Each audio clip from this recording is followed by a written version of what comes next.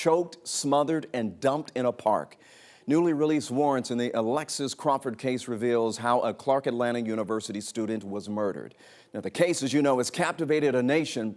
Crawford was last seen at a liquor store on Halloween night. Her roommate, Jordyn Jones, took her to the store. Court documents released today state that the women got into a fight when they got back home.